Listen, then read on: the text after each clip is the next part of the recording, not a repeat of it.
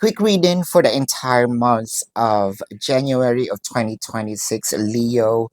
Ang nakikita natin dito, parang something is going to push through. Whether this is kayo na, whether this is magiging kayo na, whether this is papunta na ito to another level of commitment, no?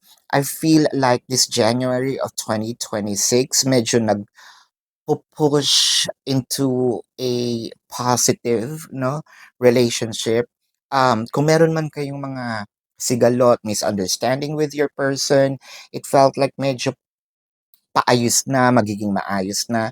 Ito yung time na parang ipaparamdam sa ni person that things are gonna be okay.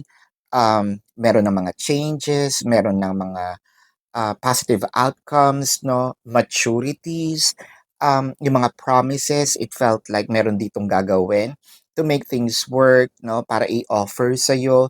So I feel like maganda ang bunga ng 2026 for, especially this January for Leo. Yeah, Leo. So, kasi ang dami na nito, 'di ba, nagulat kayo kasi per zodiac na. So, with the Ace of Cups, parang dito mo mafe-feel na meron na uling pagmamahal or meron ng pagmamahal na ibinibigay si person sa'yo.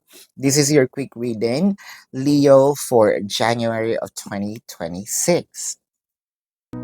Predicting future is my purpose. Yelling the stars align.